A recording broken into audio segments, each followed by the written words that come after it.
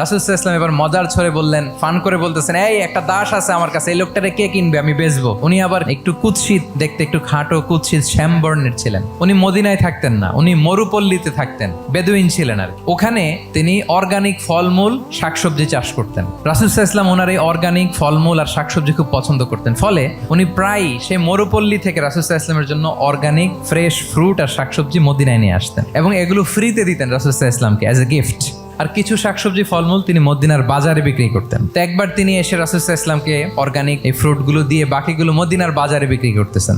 রাসূলুল্লাহ সাল্লাল্লাহু আলাইহি ওয়াসাল্লাম বাজার ভ্রমণে গেলেন, যে দেখে ওই তো জাহের। তো ওনাকে দেখেই রাসূল সাল্লাল্লাহু আলাইহি ওয়াসাল্লাম পিছন থেকে এরকম ঝাপটে ধরলেন। উনি তো আর দেখতে পারতেছেন না কে ধরলো। উনি বলে, মান হাদা আরসিলনি, এই ছাড়ো ছাড়ো। যখন পিছনে ফিরে দেখে আল্লাহ, রাসূল সাল্লাল্লাহু আলাইহি ওয়াসাল্লাম এখন আর ছাড়াছাড়ি করে না, এখন ওনার পিঠটা রাসূল সাল্লাল্লাহু আলাইহি ওয়াসাল্লামের বুক মোবারকের দিকে আরো লাগাই দিচ্ছে এইভাবে। ফান করে বলতেছেন, এই একটা দাস আছে আমার কাছে, এই লোকটারে কে কিনবে, আমি বেচবো। জাহের রাদিয়াল্লাহু তাআলা আনহু বলেন, ইয়া রাসূলুল্লাহ, আমি কালো মানুষ, আমি সস্তা মানুষ, আমার বেচলে বেশি দাম পাবেন না আপনি। রাসূল সাল্লাল্লাহু আলাইহি ওয়াসাল্লাম বললেন, হে জাহের, তুমি আল্লাহর কাছে সস্তা নও, তুমি আল্লাহর কাছে বড্ড দামি। অনেক অনেক ভুরি ভুরি সিরাতের পরতে পরতে আপনারা পাবেন রাসূল সাল্লাল্লাহু আলাইহি ওয়াসাল্লামের সাথে সাহাবাদের ইন্টারেকশন কত চমৎকার ছিল।